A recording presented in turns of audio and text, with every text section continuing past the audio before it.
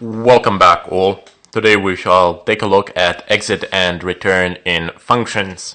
Now, it's fairly similar to the exit status that we have talked about before, if not the same.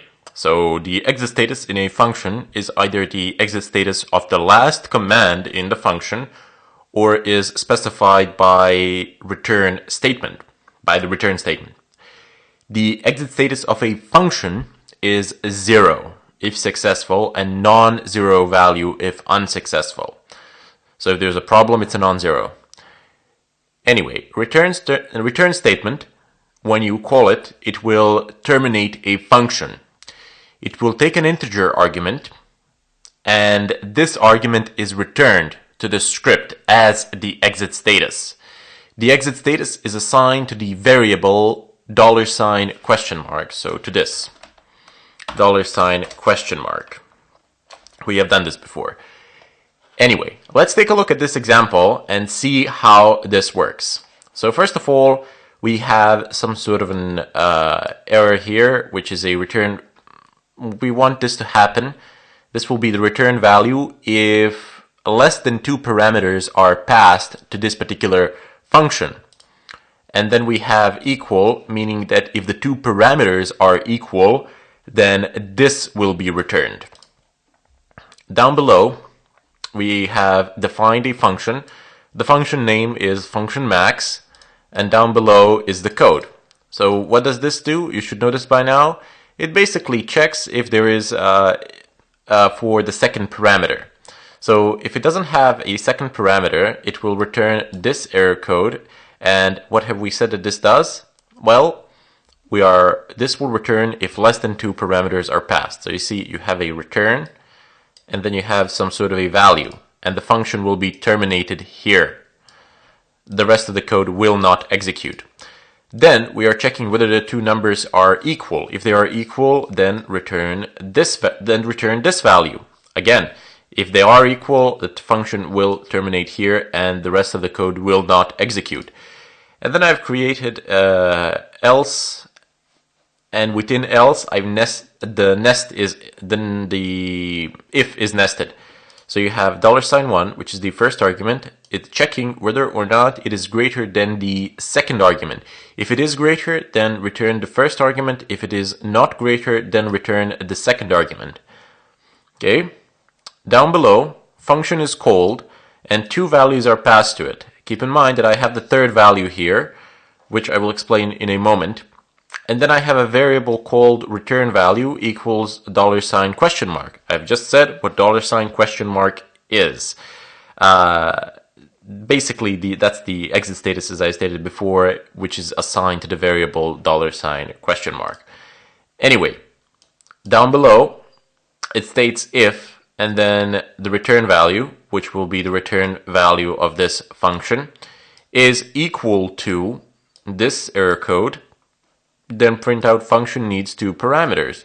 Else if it is equal to this error code, then please echo out numbers are equal. Else max number is, and then just take the value that has been returned. Now this function checks whether the 2 parameters are passed or less. If there is less, it's going to return an error code. If there is more, what do you think just think about it. What do you believe or consider that will happen? Well, let's just run the function and see for ourselves. Actually run the script. It says max number is 13, but obviously it's not. You have 12, 13, and 100. If I haven't even passed any arguments to this. Let me just confirm that I have saved it. And if I run it again, it says max number is 13. Okay, so 12, 13, 100. 100 is clearly the biggest number here, but it is not checked anywhere, and the function doesn't have a defined way of handling the third argument, or basically just checking if there are more than 3 arguments.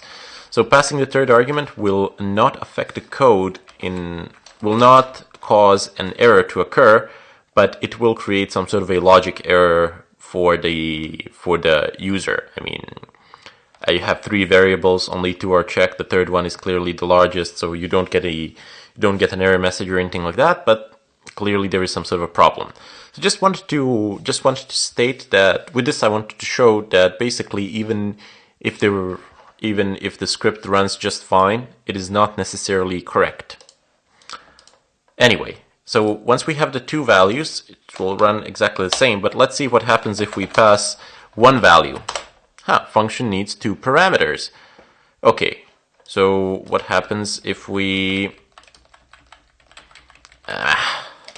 12, no, 12. Numbers are equal. So what have we done here? Created a function that checks whether the numbers are equal or one is greater than the other, and created some scenarios what the user could mess up while passing the arguments. Stated that the function does need two arguments to run.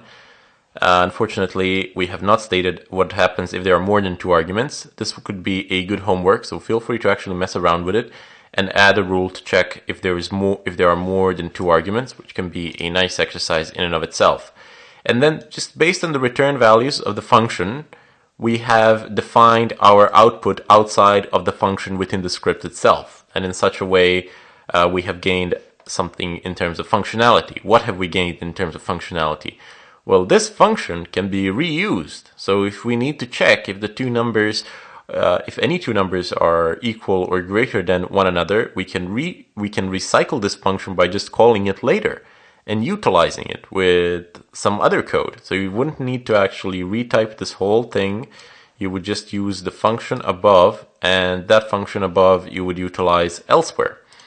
Therefore, saving you a great deal of coding, which is, I mean, obviously, it saves you a lot of time, but most of all, it saves you a lot of nerves. Let's put it like that.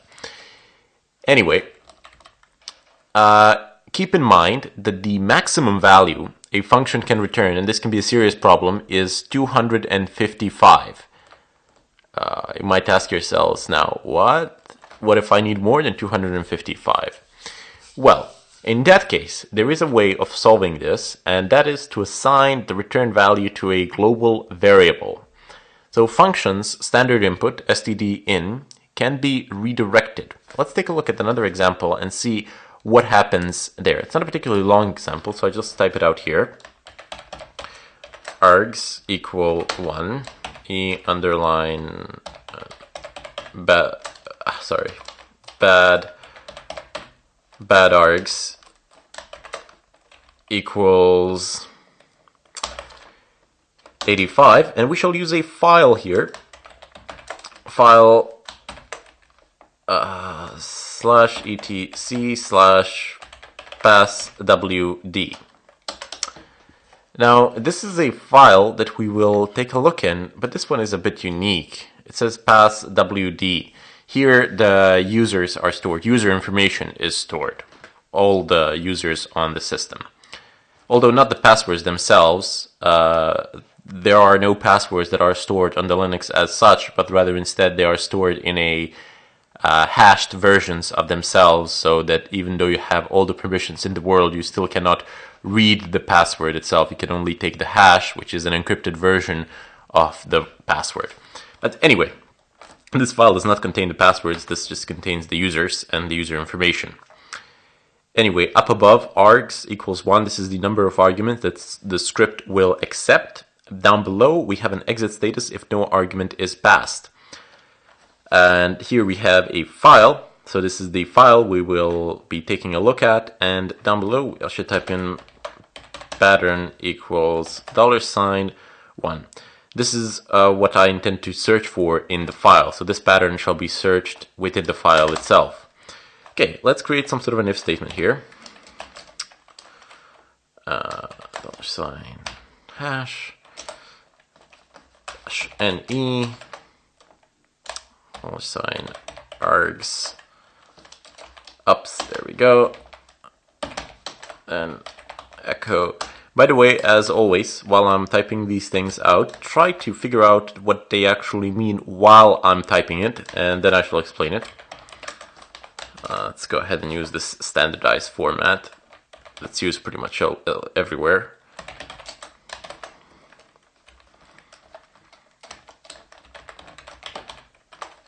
Okay. Exit line bad args. Is it? It is. Finish. Get the real name. Okay, so before we start writing the function, let's take a look at what this code means. Hopefully by now you know it, but let me just go over it anyway.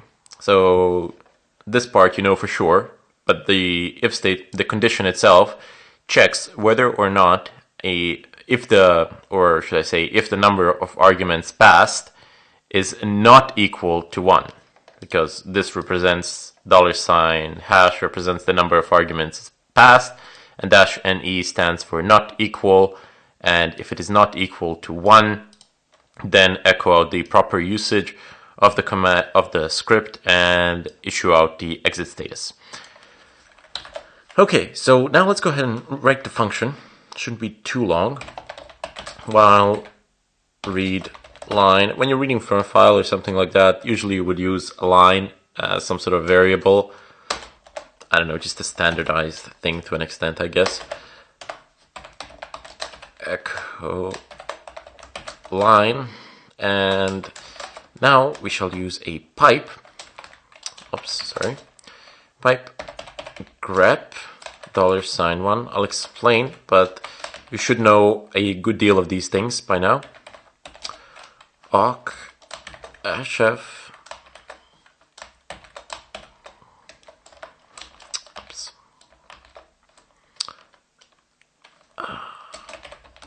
print $5. There we go.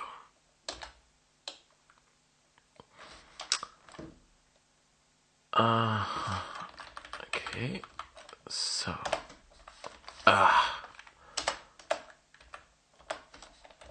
done.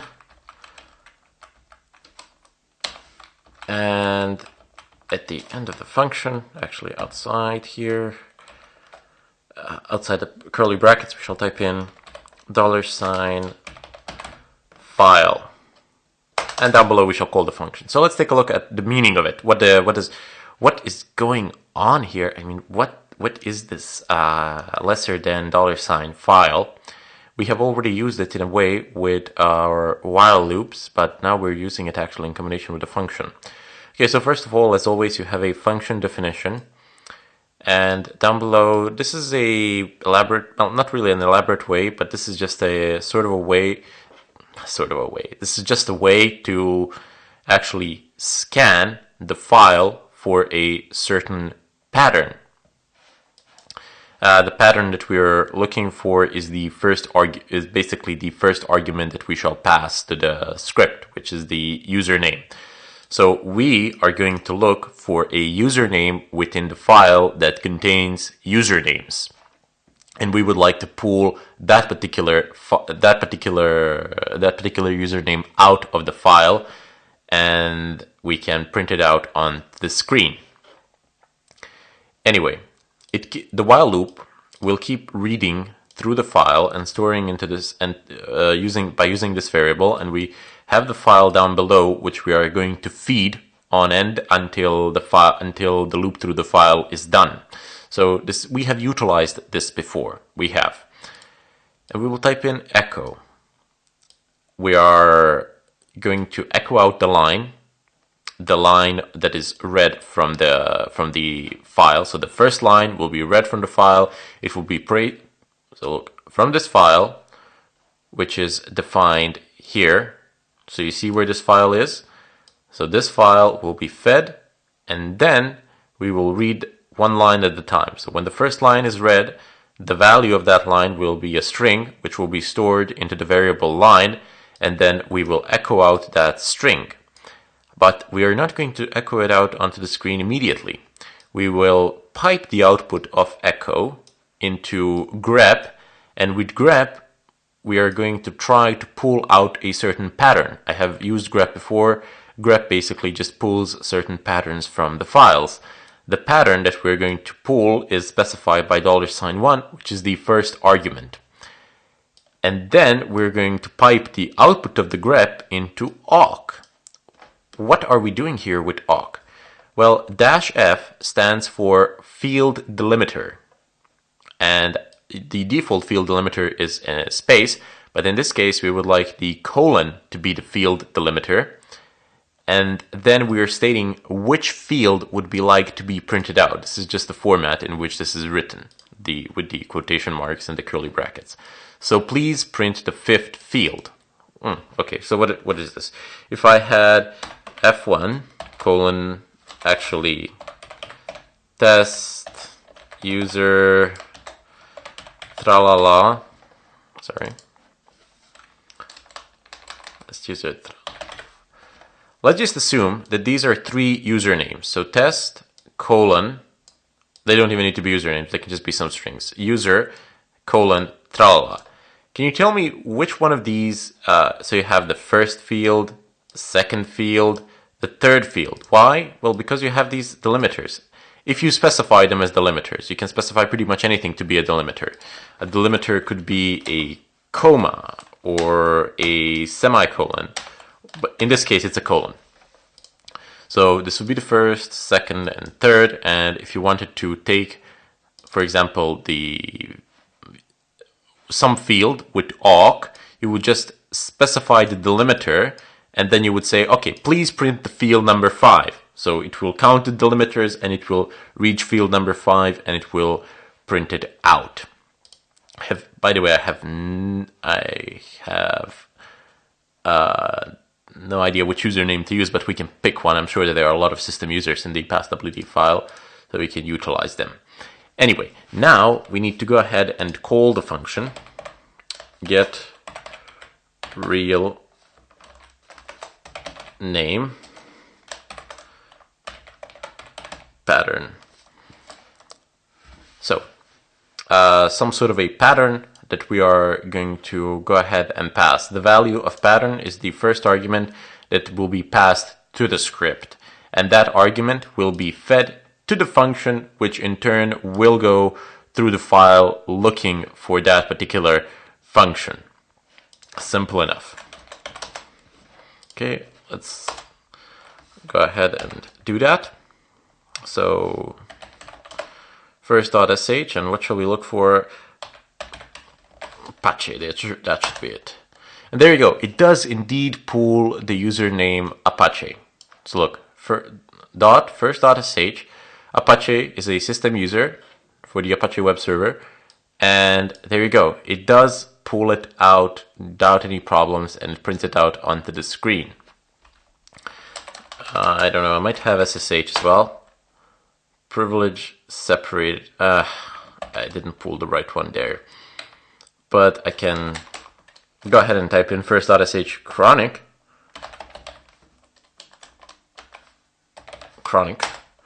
And there you go. It actually pulls it out. Which is creator, strangely, here. I might have messed something up during the installation process, but that doesn't really matter at all. So it's going to pull out the usernames out of the passwd file. Feel free to take a look at the passwd file on your own machine. Just don't alter it in any way. Cat it out onto the screen and have a look at its contents and see how it goes. Compare this delimiter to the file and try to alter this field, which field is to be printed out, and try passing different names to the script and see what will you get. Try to predict what will you get before you get it in order to get some hands-on practice.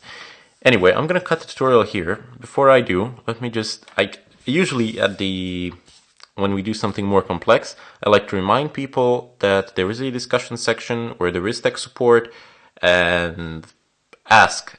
If you don't understand, ask. We will be more than happy to help you out in any way that we can. That would be it. I bid you farewell.